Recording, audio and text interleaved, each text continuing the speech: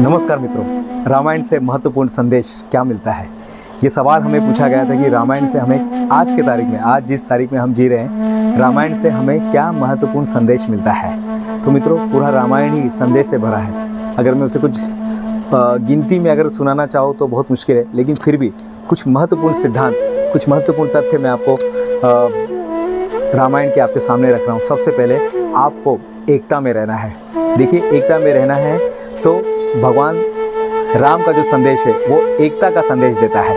भले ही वो भरत से अलग हो गए थे 14 साल के लिए, लेकिन भरत उनको सामने मान रहे थे। उन्होंने उनके पादुका को उन्होंने राजगद्दी पर रखकर शासन किया, और बताया जाता है कि इतने बेहतरीन ढंग से उनका शासन था राम के पादुका को रखकर। तो एकता बनी हुई थी मित्रों। दूसरा, नकारात्मक से दूर रहो। कैकेयी जब अपने साथ आई थी तो उसने मंथरा को भी साथ में लाया था, तो नकारात्मकता को तो उसने साथ में ही लेकर आया था।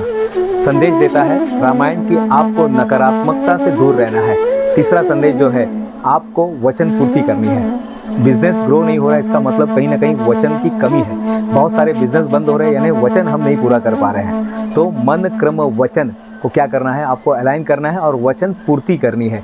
जब आप वचन पूर्ति करते हैं मित्रों, तो सचमुच में जब वचन पूर्ति करते हैं तो सचमुच में आपका बिजनेस ग्रो होने लगता है। तो वचन पूर्ति कीजिएगा।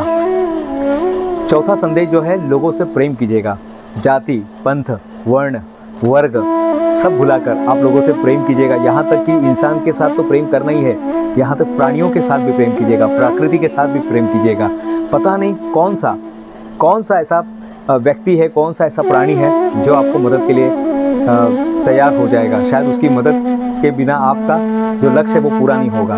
तो आपका जो जीवन का जो सफ़र है ना मित्रों, इस सफ़र में बहुत सारे लोगों की ज़रूरत पड़ने वाली है।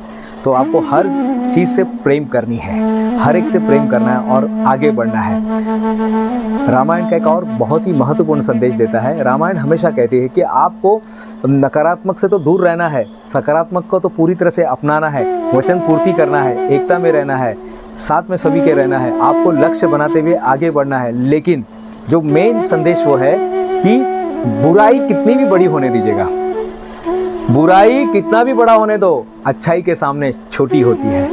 रावण इतना बड़ा राजा था, विद्वान था, प्रगाढ़ पंडित था, हर चीज़, यानी शिव भक्त उनके जैसा नहीं था, लेकिन इतने बड़े होते हुए भी वो अच्छाई के सामने छोटे थे।